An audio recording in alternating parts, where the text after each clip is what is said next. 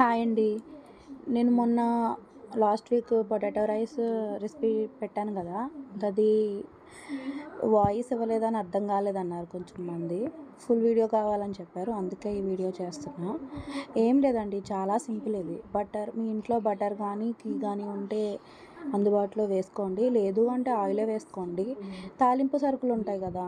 శనగపప్పు, ఆవాలు, జీలకర్ర, అవి వేసుకుని అవి కొంచెం బ్రౌన్ కలర్కి వచ్చాక ఆనియన్స్, అలానే పచ్చిమిర్చి, కొంచెం కరివేపాకు వేసుకోవచ్చు.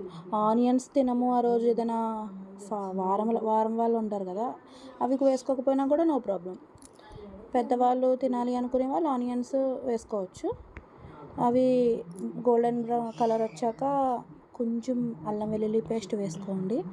ఎక్కువ వేసుకోవద్దు, ఎక్కువ వేసుకుంటే వెగటొస్తుంది.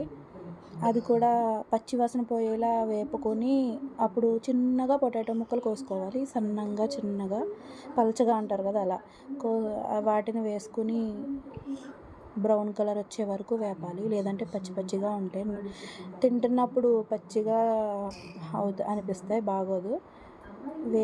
బాగా వేగితేనే బాగుంటుంది. ఎందుకంటే ఇంకా వాటర్ వేసి ఉడకనియ్యం కదా, అందుకు.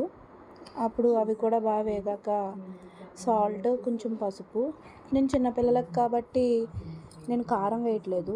మీకు కారం కావాలి అనుకుంటే కారంగా అనుకునే వాళ్ళు కారం వేసుకోండి. వేసుకుంటే కొంచెం గరం మసాలా కూడా వేసుకోవచ్చు. ఫ్రై చేసుకుని అన్నం వేసుకోండి.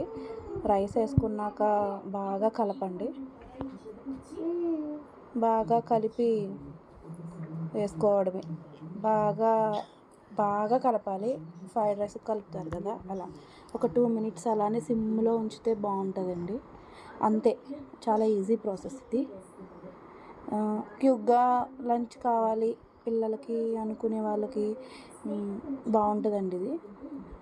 Okay, thank you. ఇదే పొటాటో రైస్ ఫుల్ వీడియో. నచ్చితే లైక్ చేయండి, సబ్స్క్రైబ్ చేయండి.